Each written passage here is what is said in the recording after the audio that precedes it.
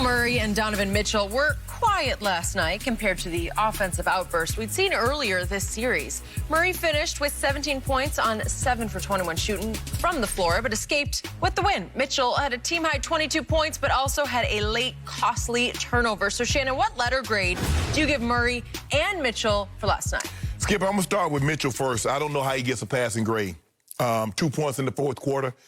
2 turnovers in the fourth quarter. He was stripped late. He had 9 turnovers and 1 assist, and they lost the game. So I don't know how do I get a passing grade out of that? So you're going F? Yeah, I got to give him an F. Okay. I don't have no choice, Skip. I mean, because he had been so sensational, and it's not like, you know, when you take tests, Skip, you don't get like, well, you get A. Well, he's been getting a lot of A's, so I automatically just gonna give him an A on the next test. No, I'm gonna grade you accordingly. And last night was not his finest moment. He did not play well, and maybe it was fatigue. I understand it was Game 7, but this is when you can really create a legend for yourself. Yep. Is the moments like this here. And this is why football players, Skip, the guys that perform in the playoffs, because every football game in the playoff is a Game 7. Because ain't no Game 4, Skip, okay, we lost, we come back to get them to Game 5. Every game in the playoffs is a Game 7. Yep. That's what makes it so heightened. For Jamal Murray, Skip, I'm gonna give him a D. They won.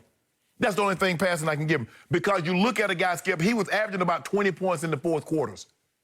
And he got 4 points on 2 of 7. He was 0 of 2 from the three-point line and 7 of 21 field goal, 1 for 6 from the 3.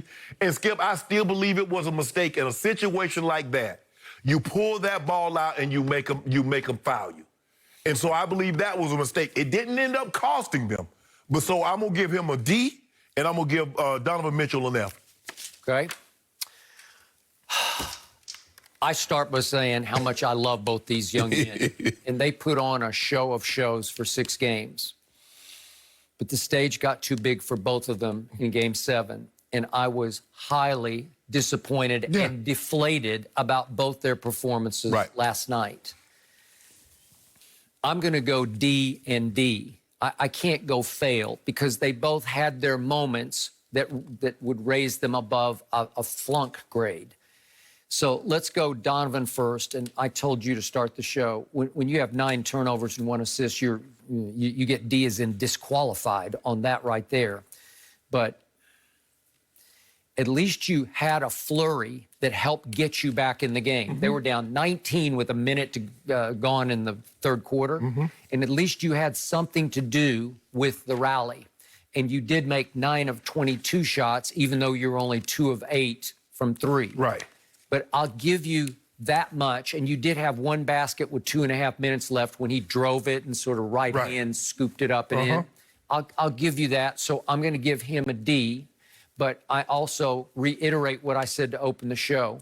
There were too many possessions from the mid-fourth quarter to the end in which he stood over on the side with his hands on his knees because I think he was either gassed. I'm going to give him gassed. Maybe I'm giving him a pass.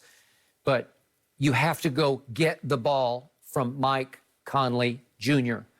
You kept forcing him to create a play that at age 32, after all the playoff miles he has on those legs and knees, he's not capable of making. So Mike Conley goes 1 of 7 in the fourth quarter because you kept making him shoot it when he didn't want to shoot it. You don't have Bogdanovich as your second scorer, and it was Mike Conley with Donovan just saying, no, go ahead, you do it. Me? Okay, I'll try. I'll try to do something here. Mike Conley goes 2 of 13 for the game, and obviously he shoots the 3 that lips in and lips out at the buzzer. Right. Okay, so Donovan didn't impress me through the fourth quarter with his will to win. Give me the damn ball and get out of my way. Right. Which brings me back to Jamal. And by the way, Donovan had averaged 39 a game for the first 6, and he scored 22 last night and went 2 of 8 from 3. Okay. Now, Jamal, he had averaged 34 a game. He was half that last night with 17 and went 1 of 6 from 3. And I told you in 3 Game 7s he's now played, he has 1 3-pointer to his name. Not good enough. So you said he'd scored 20 a game. I checked this just now. He had averaged in the fourth quarters and overtime of those first 6 games, 16 a game. Well, that's extraordinary. Right. 16 points. Most people would take 16 for a game in the playoffs. And In those fourth quarters, 6 games, and 1 overtime, I believe it was, he made 16 of 19 three-point shots. Right. That's preposterous. Skip, and both guys, What? Donovan Mitchell made the most threes in a series in NBA history with 33. The second place was Jamal Murray with 32. They tied Steph Curry, who made 32 in the 2016 finals against the Cavs. Okay, so Jamal had made 16 of 19 threes in 6 fourth quarters plus 1 overtime. Right. Last night in overtime, he scored 4 points and went 0 of 2 from 3. It's just not good enough. Right. The stage was too big. Throats are tightening. Pulses are pounding.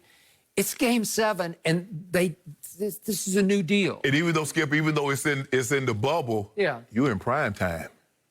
That's a whole different ball game. In prime time. 9 o'clock Eastern. They put that earlier. Yeah, 8:30. They put that in prime time because because they saw what was going on. Like, we might get one of those. By the way, it was on ABC. Yes, Skip. So the reason why I look at Donovan, Skip, in the first half, he was 3 of 7 from the field. He was 1 of 3 from the three-point line. He was 5 turnovers, -9. So the predicament that they were in, he helped aid that. He did. In fact, he had 1 basket to his name until a minute was left in the first half. Yes.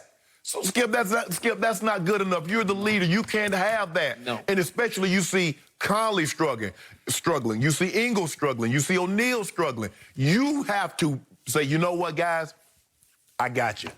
I'm gonna carry this thing as long as I can until you guys find a rhythm. You can't struggle along with them and like, well, nah, I just don't have it.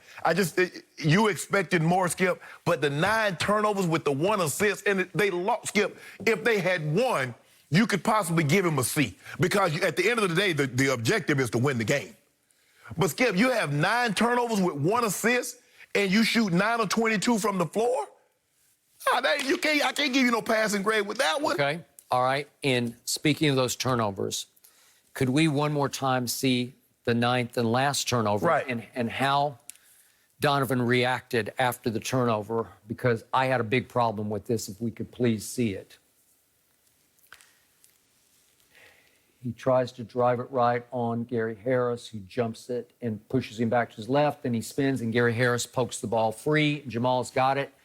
Where is Donovan Mitchell? Laying on the ground. He's pouting at the other end. He thinks the game is over. Kids don't do this at home because Donovan Mitchell there standing. He had his arm. I think he was still saying, give me the ball. I'm open.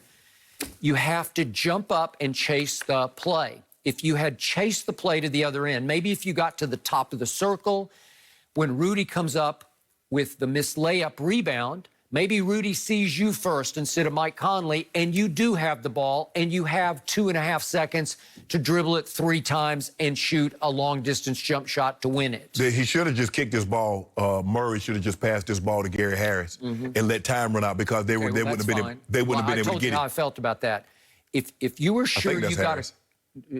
That is Torrey Craig, who missed the layup. Yeah, it's Torrey Craig who missed the layup. But I'm saying Harris was on the flank, so just pass it to him. That. But I told you how I feel about that.